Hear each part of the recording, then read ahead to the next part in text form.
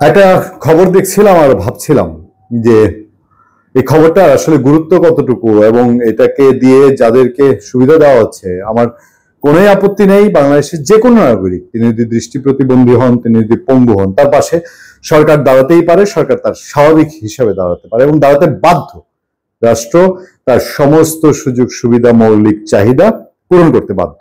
তবে জুলাই আন্দোলনে আহতদের জন্য প্রায় 1200 স্কয়ার ফিটের ফ্ল্যাট, প্রায় 1500 কোটি টাকা ব্যয়ে প্রায় 1500 মানুষকে ফ্ল্যাট দেওয়া হচ্ছে।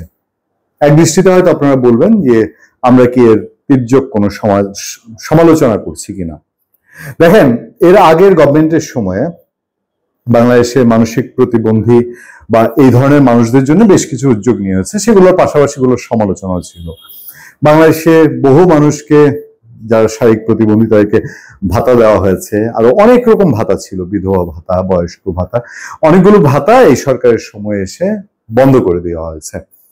অনেকটা বলা যেতে পারে রাজনৈতিক বিবেচনায় সেগুলো বন্ধ করে দেওয়া হয়েছে।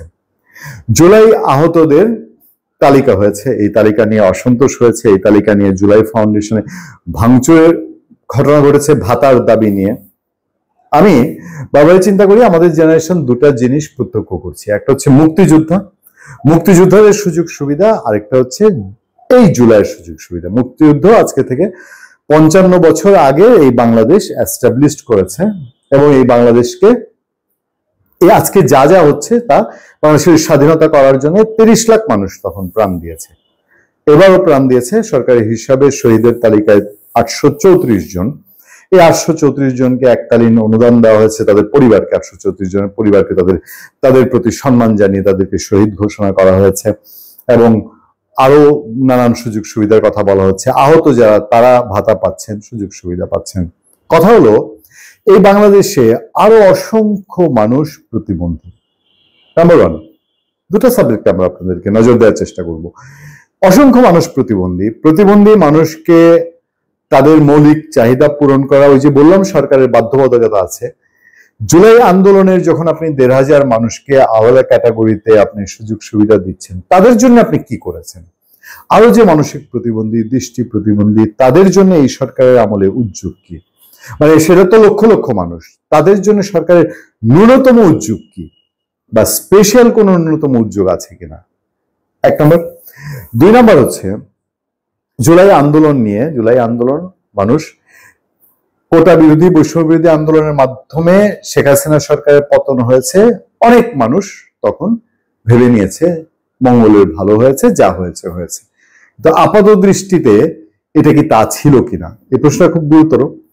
এবং সেই যে তালিকা হচ্ছে, এই তালিকাটা কিসের বেসিসে, কিভাবে হচ্ছে? এই অল্পতম সময়ে আপনি 1500-2000 মানুষকে যে সুযোগ সুবিধা দিচ্ছেন, আজকে 55 বছরে আপনার এই সরকারের সময় এসে সেটাও তো একটা চলমান প্রক্রিয়া। মুক্তিযোদ্ধাদেরকে আপনি কতটুকু সম্মান দিচ্ছেন, কতটুকু সুযোগ সুবিধা দিচ্ছেন, বা মুক্তিযোদ্ধারা তার প্রাপ্য পেয়েছেন কিনা? তার চেয়েও বড় দাগে যদি বলি, একটা বড় সংখ্যক মুক্তিযোদ্ধা এই দেশে আছেন যারা এইসব ভাতা টাতা, সুযোগ সুবিধা, সরকারি অনুদান, ফ্ল্যাট, এগুলোর ধার ধারেন না। তারা একটাই কথা, জীবনে একটা পুণ্য করেছি, মুক্তিযুদ্ধ করেছি, এটার জন্য আমি কিছু চাই না, কিছু পাওয়ার জন্য আমি এটা করিনি। জুলাই অভ্যুত্থানে এরকম অনেক মানুষ আছে যারা এটা চায় না, কিন্তু আপনারা কি সেটা প্রতিষ্ঠিত করতে পেরেছেন? নাকি জুলাই আন্দোলনে যারা আহত নিহত হয়েছেন তাদেরকে দেদারছে দিয়ে প্রতিষ্ঠিত করতে চাচ্ছেন যে তারা এটা পাওয়ার জন্য করছে? কারণ জুলাই আন্দোলনে অনেক সুবিধাভোগী দাঁড়িয়ে গেছে সমাজে, একটা বিশ্রী রকম সুবিধাভোগী, মব রাজা, মবের বাদশা, মব করে সুবিধা নেয়া, অনৈতিক সুবিধা নেয়া, তদবির করা, ফ্ল্যাট করা, বাড়ি করা, অল্প সময় টাকা কামিয়ে নেওয়া। তো সুবিধার উপরে সুবিধা। ভালো থাকবেন, সুস্থ থাকবেন। আপনাদের সাথে আমি আতিক রহমান পূর্ণিয়া।